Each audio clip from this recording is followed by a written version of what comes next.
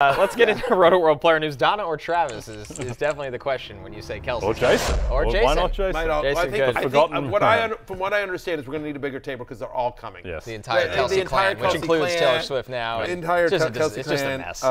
Yeah, along with Taylor Swift and maybe Kendrick Lamar. Yeah, maybe Kendrick Lamar. Yeah. So anyway, it'll be great. Just tune in for the whole show. You can't wait to see our exclusive interview with Taylor Swift. Yeah. There was a football game last night, believe it or not. Kind of. Kind of a football game last night as the Lions take care of business at Lambeau.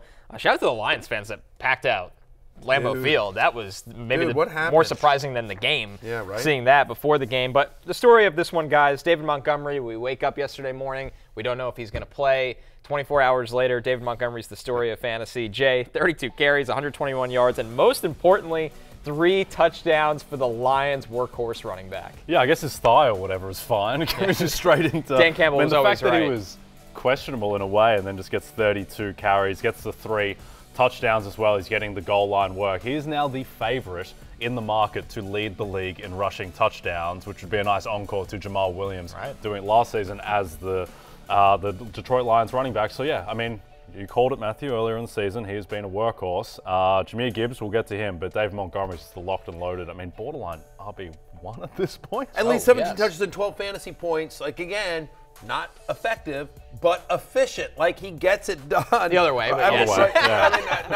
You were talking about yourself, not David Montgomery. Right, thank you.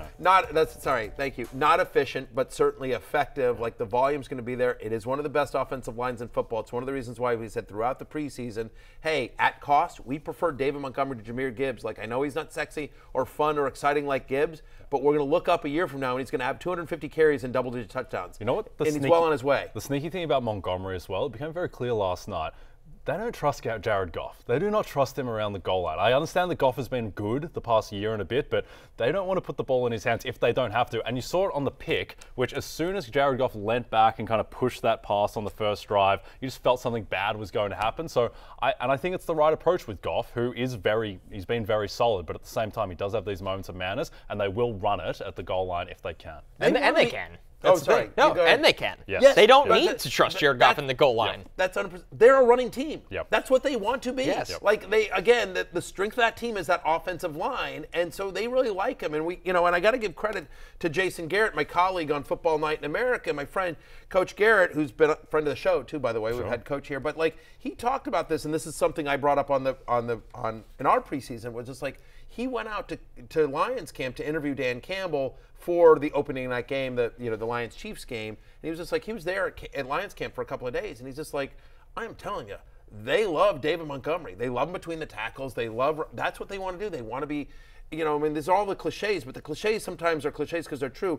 Dan Campbell is an old school football coach who wants to, I'm going to run the ball and I'm going to play good defense and we're going to bite their kneecaps and whatever, all the stuff we love about Dan Campbell. But I mean, like, again, it's one of the best offensive lines in football. He's a workhorse running back. That's why they brought him in here. They like him more than Jamal Williams. He's better for that role. So this is not a fluke. It is why David Montgomery was on my preseason love list. It is why I have a ton of David Montgomery. It's one of the reasons why, Jay, I couldn't get Luke Musgrave into my lineup yesterday. We talked about it. We showed it. I got a lot of grief draft day because I took David Montgomery over Alexander Madison.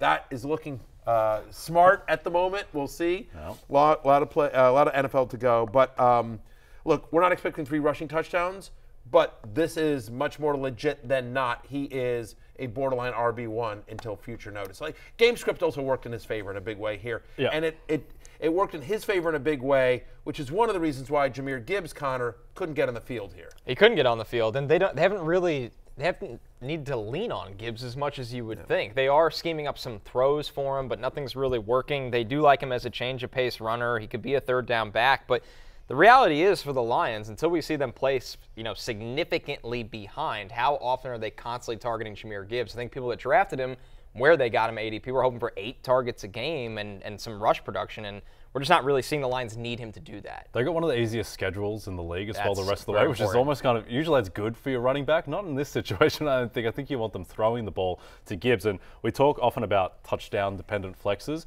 I don't think Gibbs is really that because he doesn't really get the red zone carries. No. He's more of a big play-dependent flex where I think that for him to provide value, he's going to need to break one each game. Yeah, and by the way, I'm just so right. Like, he's been very disappointing, especially relative to ADP, right? Single-digit fantasy points in 3 or 4 games this season, 2 total red zone touches in the 3 games in which David Montgomery has actually played. 43% of the team snaps, 29% of the team's rushes this season. All right. But I'm going to offer some hope. Here I am. I'm your pal Matty here. I'm going to offer some hope to managers of Jahmyr Gibbs. Okay? Whatever. It's a sunk cost in terms of what you spent ADP, but you're like, do I have anything usable here? And the answer is yes. In this same office, again, David Montgomery is Jamal Williams for last year.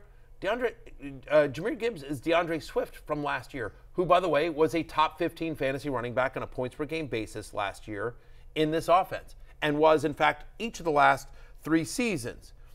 I had producer Damien go look at this. Okay.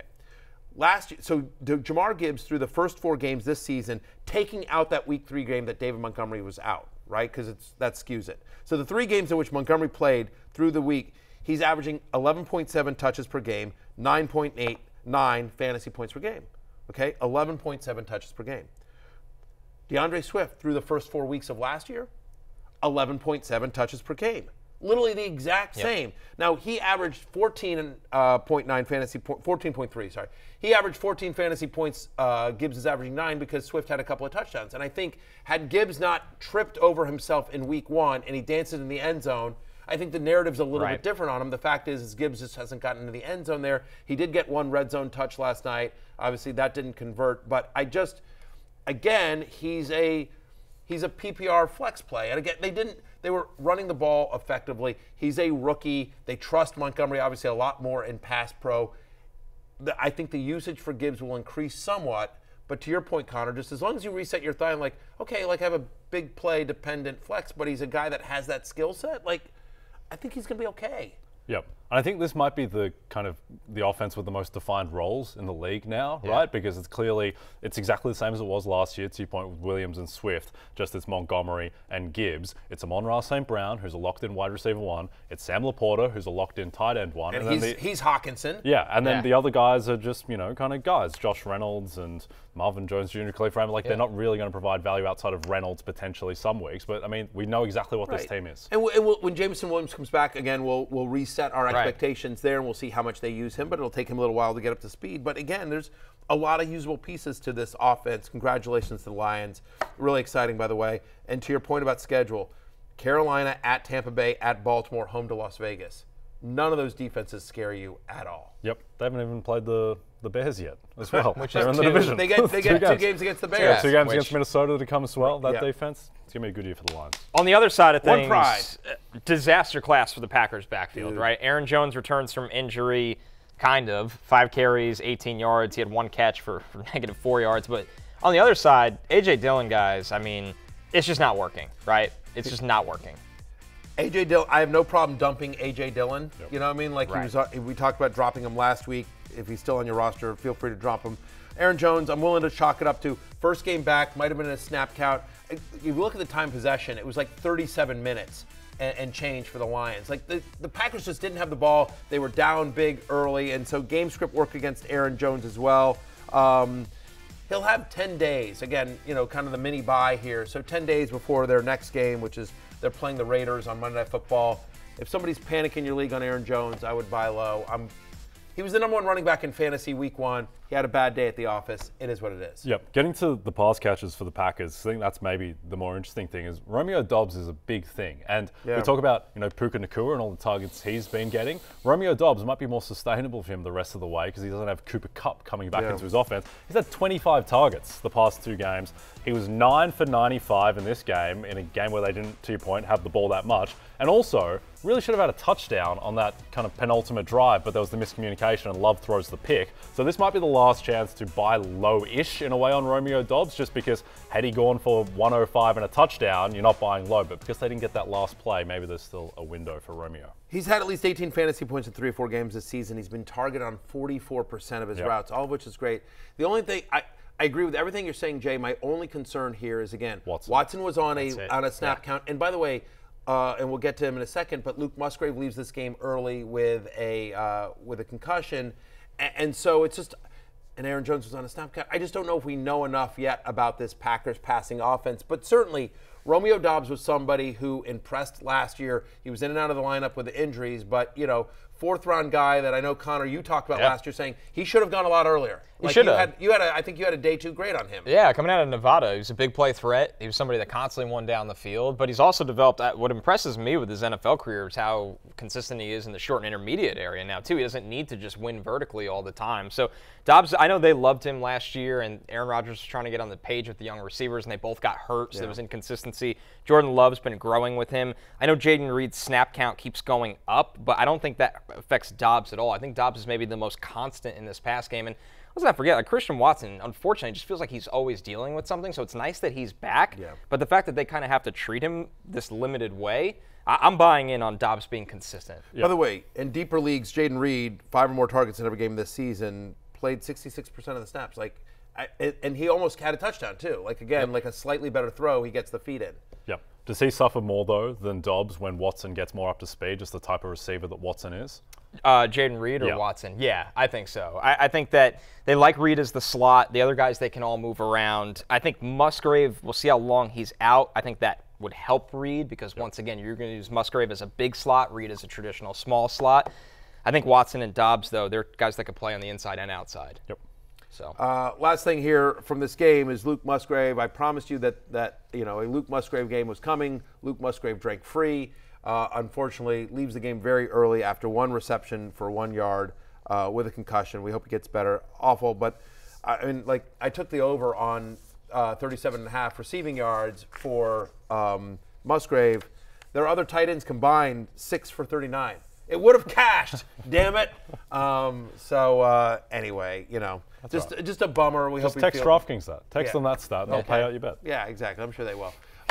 Anyway, so what are you going to do? It's we hope Musgrave gets better and it clears the concussion protocol early. But just a tough break for all of us that started him last night. Getting away from this game and into the weekend, here are some of the biggest injuries we're tracking. We led the show with the latest around Deshaun Watson, but James Conner back at practice in full. Brandon Ayuk working his way back. He's still limited. Austin Eckler and Saquon Barkley dealing with the ankle injuries. They're both limited. Jimmy Garoppolo returned to practice in limited capacity. We know he's in concussion protocol. Hollywood Brown limited with the thumb. Zay Jones still not practicing with the knee. Devontae Smith, a new one, but that's illness. He might have some time here. We'll keep an eye on that one going into fantasy football pregame. Deebo Samuel, Jay, he's still not practicing with both the ribs and the knee injury. This could be...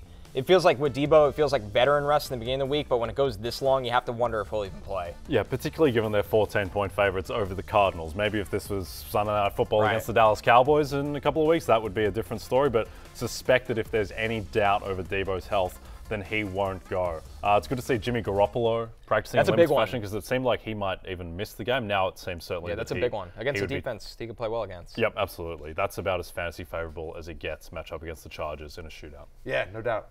Hey, it's Matthew Berry from NBCSports.com and RotoWorld.com, and I want to thank you so much for watching whatever it is you just watched, or if nothing else, being too lazy to click out of the autoplay after this video started, after whatever it is you actually wanted to watch finished. But now that you're here, I'd like to take a moment here to ask you respectfully now, okay? I'm asking you respectfully to subscribe to the NFL on NBC YouTube channel. You'll get the latest RotoWorld fantasy news headlines, all sorts of great shows, including my own Fantasy Football Happy Hour. So go subscribe now. Again, I'm asking respectfully.